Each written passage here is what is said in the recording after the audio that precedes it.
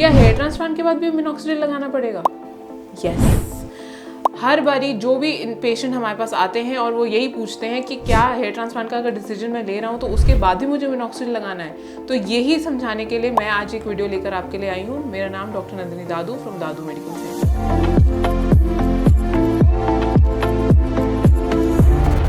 अक्सर हमारे पास जो लोग आते हैं हेयर ट्रांसप्लांट का डिसीजन लेने के बाद, वो हमसे यही सवाल पूछते हैं और उसका जवाब होता है हाँ।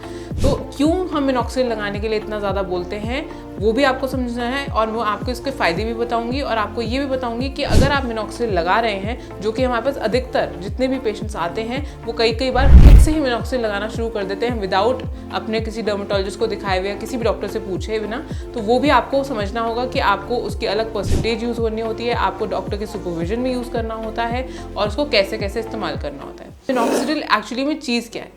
मिनॉक्सिडिल जो है एक सिरम जो आपको मिलता है हमेशा लगाने के लिए, वो एक वेजोडाइलेटर है। वेजोडाइलेटर क्या होता है? वेजोडाइलेटर जो होता है वो आपका ब्लड सर्कुलेशन बढ़ाता है। तो जब आप उसे स्कैल्प पे लगाते हैं तो वो आपका स्कैल्प का ब्लड सर्कुलेशन बढ़ाएगा, यानी कि जो बाल रूट्स पे जहाँ पे आपने मिनॉक्सिडिल लगाया है वहाँ का ब्लड सर्कुलेशन जब बढ़ा तो उसने वो सारे इंपॉर्टेंट न्यूट्रिएंट्स जो बालों के ग्रोथ के लिए इंपॉर्टेंट है वो न्यूट्रिएंट्स उस बाल तक पहुँचाए, जिसकी वजह से आपका जो बाल है और स्ट्रॉन्गर होगा, ग्रो करने में उसको हेल्प मिलेगी। ऐसे ही वो आपके डेंसिटी इंप्रूव करने में हेल्प करेगा। तो एक तो फ़ायदा ये हो गया क्योंकि वो वेजोडाइलेशन करता है, यानी कि ब्लड सर्कुलेशन बढ़ाता है, तो ये उसका एक फ़ायदा है। दूसरा फ़ायदा उसका ये है वो एनाजन फेज़, यानी कि जो बाल के 3 फेजेस होते हैं, anagen, catagen, telogen. Anagen phase जो होता है यानी कि जिसमें बाल ग्रो कर रहा होता है और लंबे समय तक आपके स्कैल्प पे रहने की तैयारी करता है, उस फेज़ को बढ़ाता है। तो इससे आपका बाल जो है ज़्यादा लंबे समय तक आपके स्कैल्प पे रहता है, ग्रो करता है और आपको डेंसिटी देने के काम आता है। तीसरी चीज़ जो वो करता है वो ये करता है कि जो छोटे छोटे बाल होते हैं आपके स्कैल्प पे, यानी कि फाइन हेयर जिन्हें हम बोलते हैं वेलस, तो उनको वो कन्वर्ट करता है इन टर्मिनल स्टेजेस, यानी कि उस बाल को इतना बड़ा और थिकर बनाने के काम करता है कि वो अल्टीमेटली आपकी डेंसिटी में कंट्रीब्यूट करे और आपको घनापन दे। तो ये 3 एक्शंस होते हैं मिनॉक्सिडिल के। तो इसीलिए आपको मिनॉक्सिडिल लगाने को दिया जाता है अगर आप हेयर ट्रांसप्लांट करते हैं, उससे पहले भी और उसके बाद में भी।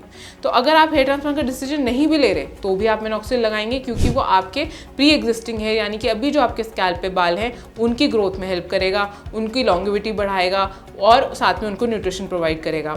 दूसरी चीज़ ये कि अगर आपने आज हेयर ट्रांसप्लांट का डिसीजन ले लिया कि मैं मिनॉक्सिडिल लगा के थक गया हूँ, अब मैं हेयर ट्रांसप्लांट कराना चाहता हूँ, तो आपको ये समझना है कि हेयर ट्रांसप्लांट के बाद भी आपको मिनॉक्सिडिल लगाना है।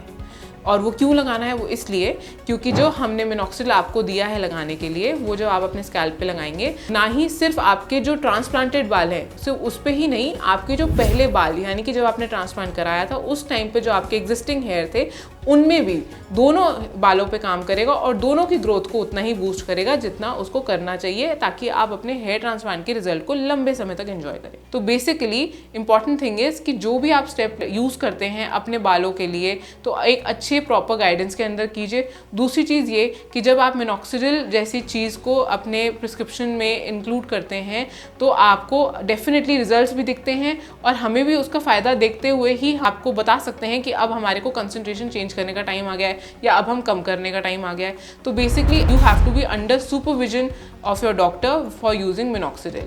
फ़ायदे उसके बहुत सारे हैं और आपको उसका रिजल्ट भी दिखेगा, लेकिन हाँ, उसे एक सही तरीके से इस्तेमाल करना है।